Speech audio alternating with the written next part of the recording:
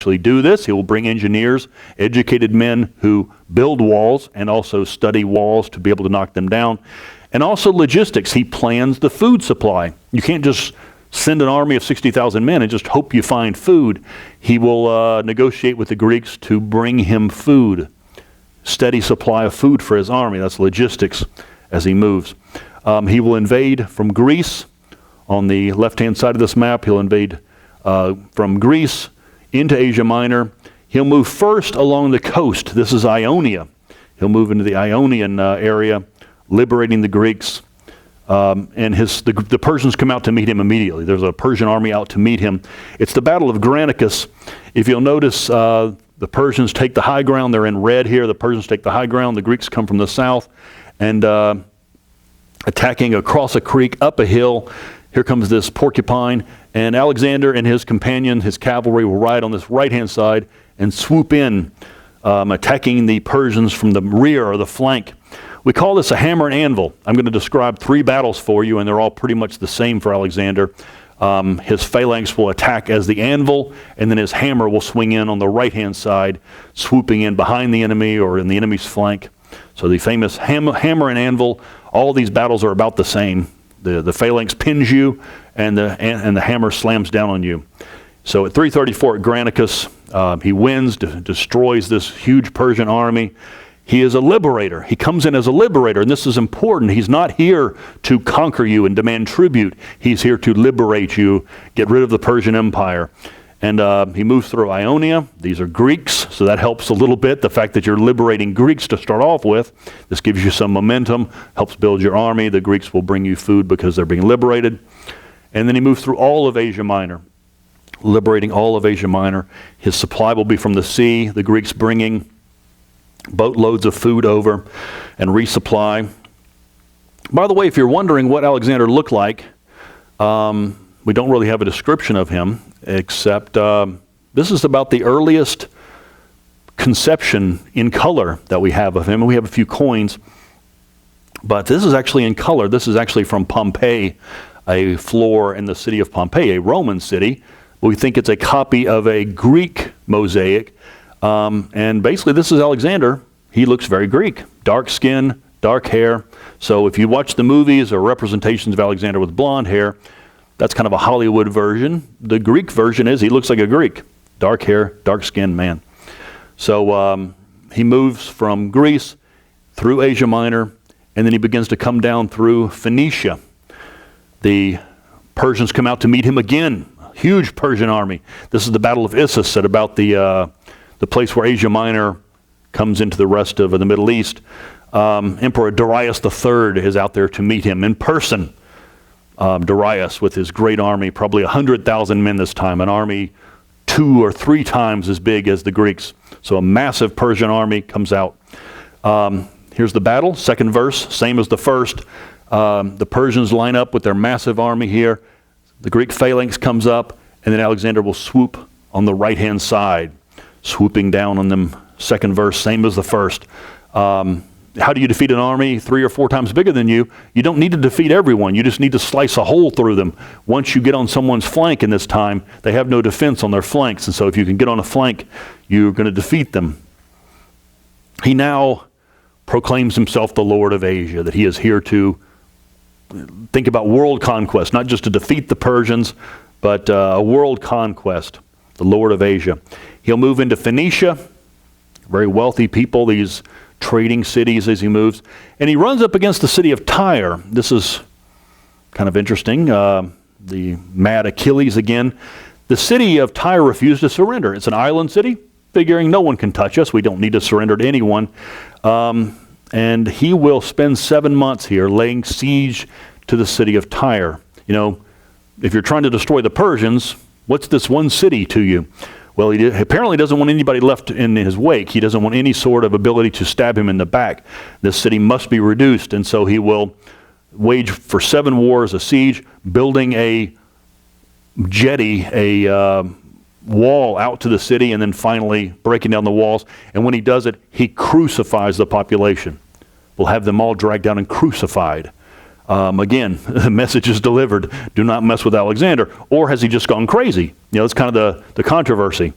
Is he a mad, crazy ruler? Or does he have the temper of Achilles? Or is he trying to deliver a message that, you need to participate with the Greeks and not oppose them? Here's a picture of the city of Tyre on an island, and he built this jetty all the way out to the island, probably a mile or two out there, and then had his engineers knock down the wall right there, and then absolutely destroy the city and destroy the population. He next moves to Egypt.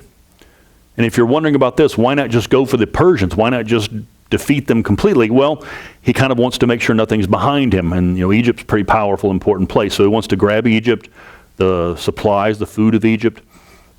He makes it there in 332. They grant him the title of Pharaoh. They welcome him as their new overlord and a series of overlords. He will establish a new city there. In the Nile Delta, on the coast, he will establish the city of Alexandria, named after himself. It is going to be a perfect city, he claims. A grid pattern. He'll lay out new streets, get rid of the old streets, whatever types of catacomb streets there were. Grid pattern and very advanced city. It'll have a library. He announces that I want all the knowledge of the ancient world. Everything, every bit of knowledge we have gathered in one spot. This will be his new capital city. And of course, I'm sure the Greeks were wondering about, when are we going back to Greece? Well, this will be his new capital city. The library is established. All the knowledge of the world be gathered there. He'll have a giant lighthouse built. This will be one of the 7 wonders of the ancient world, the giant lighthouse at Alexandria, this massive building with a light on top so you can find the city. And he does something else strange. He will go off into the desert and visit an oracle. This is 160 miles off in the Sahara Desert, off to nowhere. He goes to visit an oracle. And it's a strange visit because the oracle doesn't give him a riddle. The oracle just welcomes him as the son of Ra, the son of the greatest god, Ra or Zeus. Whatever god you want, you are the son of that. And this seems to confirm what his mother has told him now. By this point, now that his father's dead, mother would have told him now that, Philip wasn't really your father, that you were the son of Zeus. And now the oracle confirms it. You are the son of Zeus. You are a pharaoh. So I'm sure this played with his ego. Here's a couple of pictures. Alexandria, still a great city today. And there's a representation of the lighthouse. It's not there today. And then a representation of the library. It's not there anymore. It'll be destroyed during the Roman times. Alexandria, still there. There's a postcard. The lighthouse would have been here on the point. The great wonder of the world, the lighthouse at Alexandria. All right, now he's ready. He's ready to go into Macedonia, into Mesopotamia. From Egypt, he will gather up supplies, refit his men, and now he's ready to move completely into Mesopotamia. Darius III is ready also. They both had time to repair. Darius has an army of 250,000 men, the biggest army possible for the Persians. 250,000 men on a prepared field. They have this field prepared and leveled and ready for their defense. And a small Greek army, they urge them on. Come on to this prepared field now. The Persians bring out all their secret weapons, their scythe chariots. These will be chariots with blades on the wheels. They bring out elephants. So this is everything the Persians have, a massive army, all their great weapons against this small Greek strike force. This is the Battle of Gaugamela. It's along the rivers, along the Tigris or Euphrates, somewhere in the Mesopotamia. In the central part, it's a large field where they had a market, so it's this giant field. And the Greeks come on. The Greeks are going to fight here on this spot, outnumbered probably 5-1. Alexander had his doubts. He reportedly, prayed to his father Zeus for guidance. If I really am half God, now's the time for it to be shown. He urges his men on. He'll have meetings with his generals before the battle and meetings with his men. He knows them all by name. They all love him. This is where the charisma comes in as you're getting ready to take on an army 5 times your size with all these great weapons. And they attack. Alexander always attacking. 3rd verse, pretty much the same as before. His phalanx comes directly at the enemy and then veers a little bit to the right here. And Alexander, his cavalry will take off far to the right. Now, as this happens, as the Greeks are kind of gelling to the right, the enemy starts to try to shift to its right. And as an enemy shifts, it opens gaps.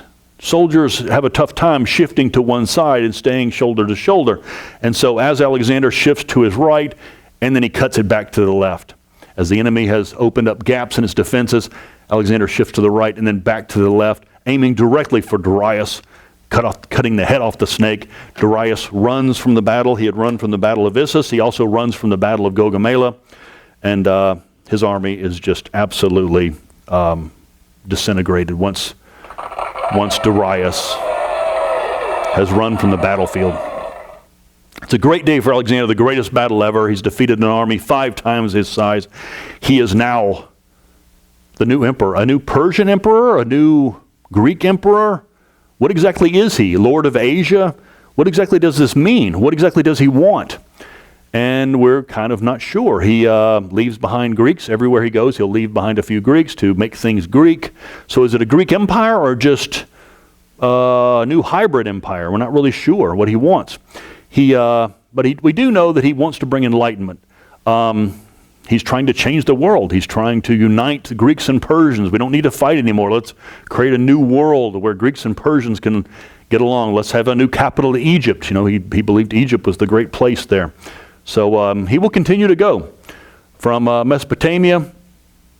He will head up into all the way to Afghanistan, through present-day Iran, into Afghanistan, on a mission initially to find Darius, and then once he finds Darius and has him killed, he will continue on just to see what he can see, to conquer the known world. He makes it into Afghanistan, what they called Bactria back then. He makes it into Afghanistan, and he founds new cities all along the Silk Road. He calls them Alexandrias. So we have a whole bunch of new Alexandrias all across the globe there, along these trade routes, what would be called the Silk Road. He leaves behind Greeks. Everywhere he goes, he will leave behind administrators and warriors to set up a new army, to set up a new government, to try to Hellenize, to try to make things Greek. He also marries. He marries an Afghan princess. Her name is Roxanne. And they will have children together. They have 2 sons. The first child did not make it, but the second child will. This is Alexander IV. So Alexander himself was Alexander III, and his son will be Alexander IV, who will survive and actually be taken back to Macedonia later on. He makes it all the way to the Indus River, all the way to India, where he begins to cross over into India, battling Indian armies with massive amounts of elephants against his phalanx, trying to defeat these elephants somehow. And he is successful. He's very close in some of these battles. Some of these battles are pretty close, but he does win. And it's at that point that he wants to be the Lord of Asia, but I'm sure some of his soldiers and some of the Indians would have told him, you have a long way to go. You've got all of India now. You're just on the edge of India. You've got all of India to conquer with millions or billions of people. And then beyond that, there's China. So it's at that point that he pretty much decides, or his soldiers decided for him, that they're not going any further. They will come down the Indus, and then down the Indus River, and then work their way by land all the way back to Persia and in Mesopotamia. So that would have, this road here would have been the long road. This would have been exciting new stuff, but this is just a long walk back to civilization. He makes it back to Mesopotamia in 324 BC. I will remind you, he dies in 323 BC, so he doesn't have long to live. Everything happens really quickly now. He returns to Mesopotamia and to find that his Greeks are not behaving well, and so he orders that all of his Greeks are to marry Persian women, that you're all going to get along.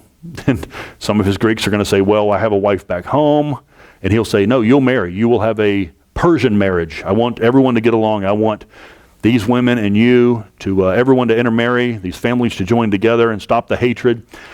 His army does mutiny. Not everyone goes along with him at this point. The charisma is starting to fade a little bit here. The charisma was in high gear when you're making it all the way through Afghanistan and India, but by this point, the Greeks have had enough. They're super wealthy. They've managed to survive. If you've survived, you're a super millionaire. You just want to go home now and live the good life. And he wants you to stay. He wants you to stay and live with the Persians, these people that you consider to be inferior if you're a Greek. The army does mutiny, and he tells them, go away, I don't want you anymore. The mutiny was at a place called Opus. In 323, after the mutiny, some of them stay, some of them go. And then in 323, in March, his best friend / lover, dies of mysterious circumstances. The death of Hephaestion. And Alexander goes berserk. It's very similar to Achilles with the death of his cousin in the Iliad. Achilles just went berserk when his cousin died. And Alexander goes crazy here, basically. Just goes berserk, drinking himself absolutely into misery, and catches a fever and dies in May. So from March to May, and we're done here. This is not good. This is the end of everything. The dream. What about the empire? What about the dream? What was he planning? We don't even really know what the plan was. We would have liked to have seen 20 more years of his life. He dies at 33. We would have liked to have seen him by 53 or 63, completing his new empire of Greek and Persian, the old world and the new world, the east and the west joined together, a new city of Alexandria, all these new cities of Alexandria everywhere. So the dream kind of dies. His generals will divide the armies up and then begin to fight each other. Some of them will go back to Macedonia. Others of them will stay where they can be, kings in a new world. And so you end up with all these new empires. Greek generals here, Greek generals